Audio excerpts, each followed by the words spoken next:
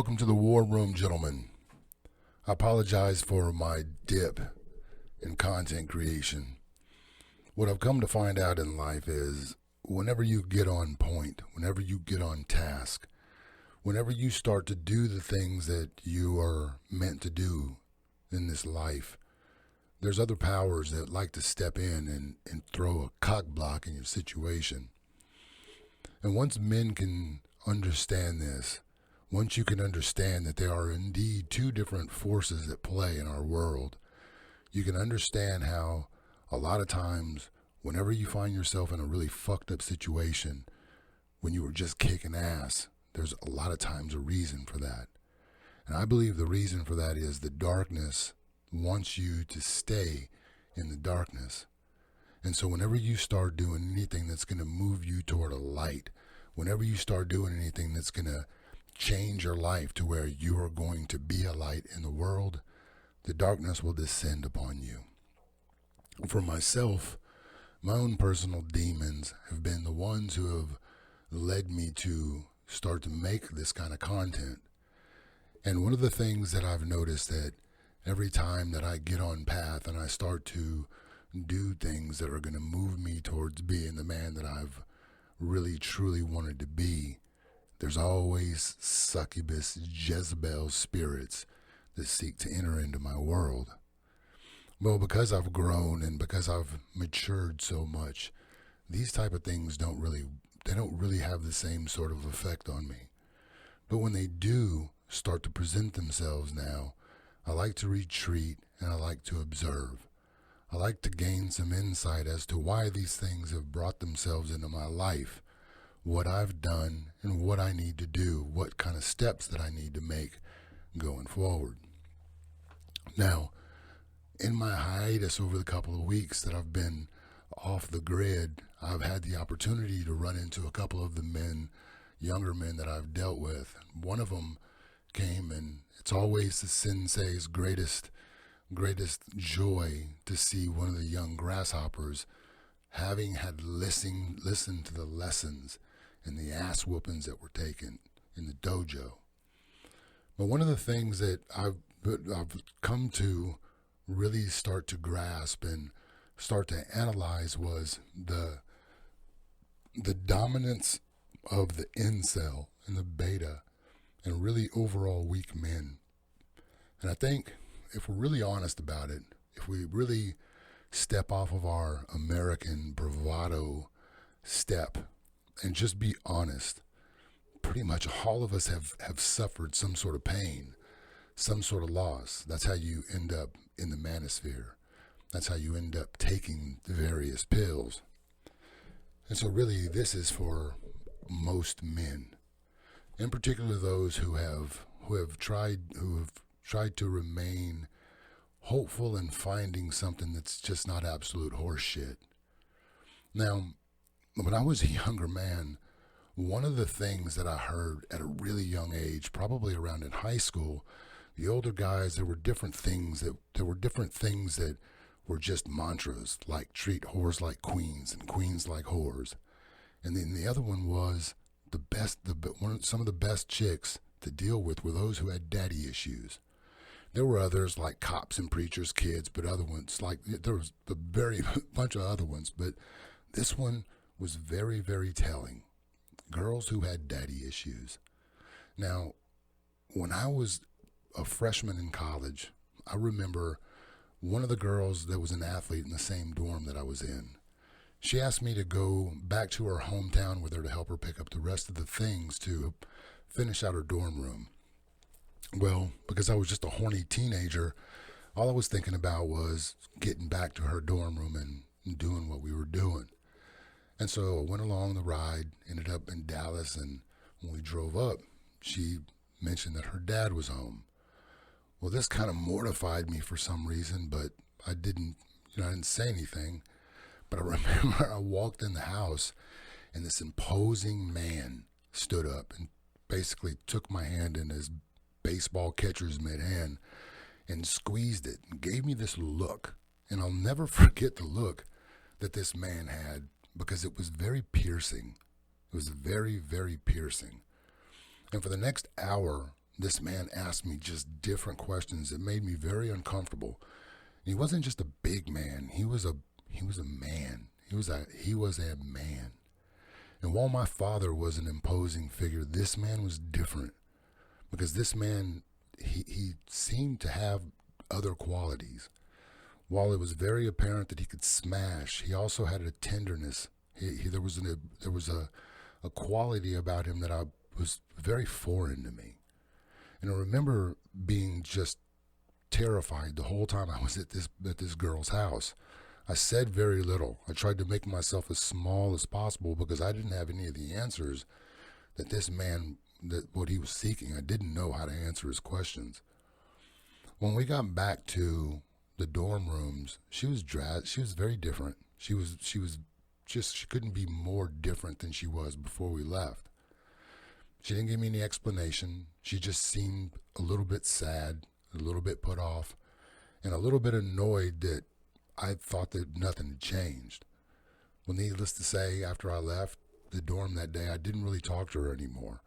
Didn't really pursue her much, but it was completely flatline. I saw her a few times. It was cordial, but it was nothing like what it was before. Well, I didn't know what had happened, and I hadn't really thought much about it. But one night at a party, I ran into one of her friends, and we started going back and forth, and she brought up this girl. And I made a statement about, her being cool, but it going cold. And she just, because she was buzzing, or because she was she wanted to be mean, or maybe she just wanted to be helpful. For whatever reason, she told me that the girl's father had told her that he didn't want her having anything to do with me because I didn't seem to have any initiative outside of trying to play football, and I was weak. And I didn't think there was anything weak about me. Not at all. Not one bit.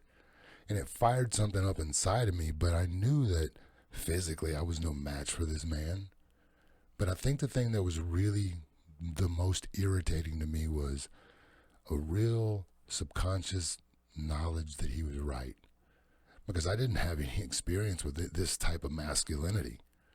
And so after that visit, what I started really kind of seeking out was girls who didn't have that connection with their father.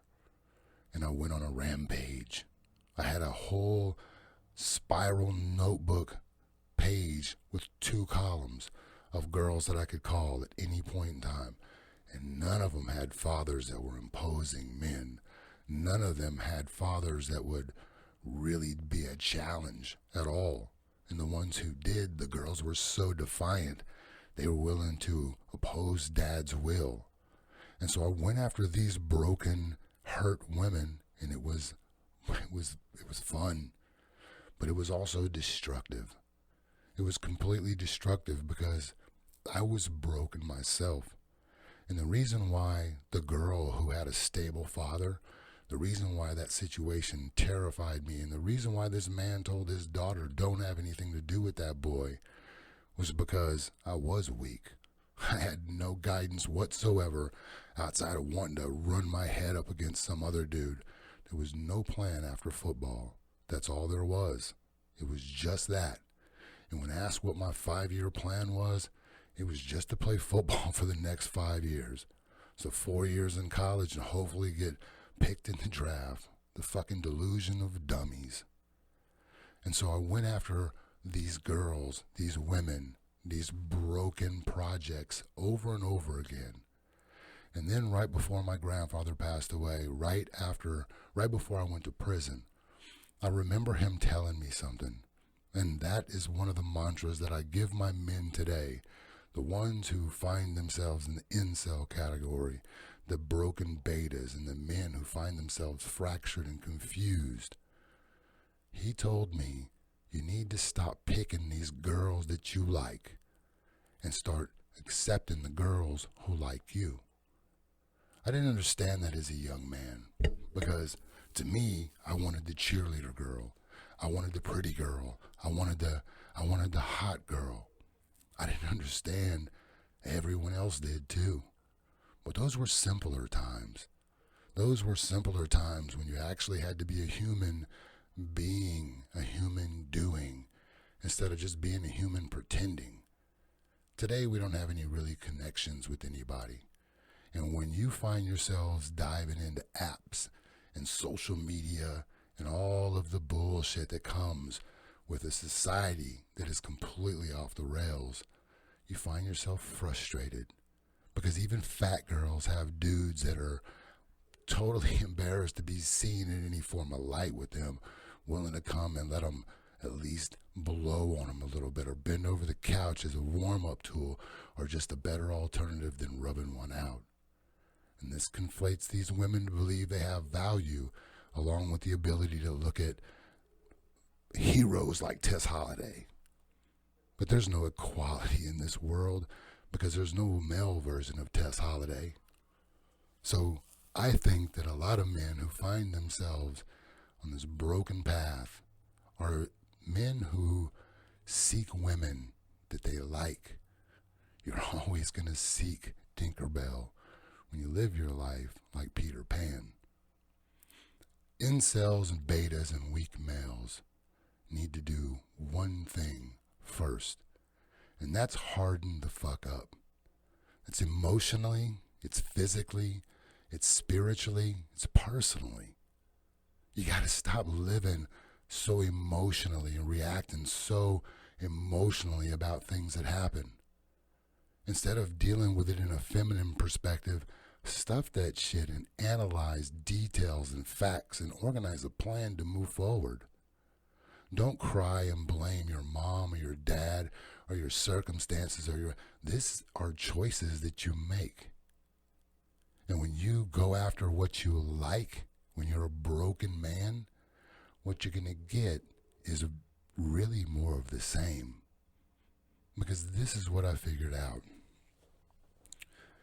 My biggest problems in my life was the fact that I was raised by a broken single mother. A broken single mother who made me the listening board, the sound post, the emotional dumpster for all of her failures. All the men who ran through my mom and broke her heart, I was the one she ran to for solace. So I became a hero. I became the savior. I became the good little warrior that was going to come and save the day. And time after time, the women that I liked were broken women that I could save. The women who liked me were women who would challenge me, women who would take me to meet their fathers and scare the fuck out of me and have those men tell their queens, not him. What I'm here to do is not to give you a pill prescription. I'm not here to tell you how to pick anyone up or run game because I don't play games. I simply tell the truth. My goal is not focusing on what women do because from the Bible all the way forward, we have plenty of examples of this. I'm concerned with what men do. And what men need to do right now is harden the fuck up. And stop going after the things that you like. Especially when it goes after the female perspective. When you start going on the female hunt, looking at what you like, you have been trained to like what everyone else likes, what everyone else has, and what a lot of people they've run through. You don't want that. I promise you don't want that. So harden the fuck up. Stop being so emotional and stop hunting in the same grounds that common men hunt in. Facebook, Instagram, TikTok, Snapchat, all of these places. If you have these things, if you're operating with these systems, you are playing a losing game and you're getting exactly what you deserve, exactly what you're worth. Men of real value don't have to use these tools. If they do, it's just for fishing in a barrel. That's all that's for. Real valuable men, they do things. They go out and live life, not on a computer, not on the device in their pocket. They're engaging in life. And that's how you accidentally find what you're looking for. by not looking for it. By not looking for it. If you continue to seek after what you want, you're going to get what you've always gotten. Because you don't really know why you want what you want. And oftentimes, what you want is the very poison that's ruined your life to this point. This is the key, man.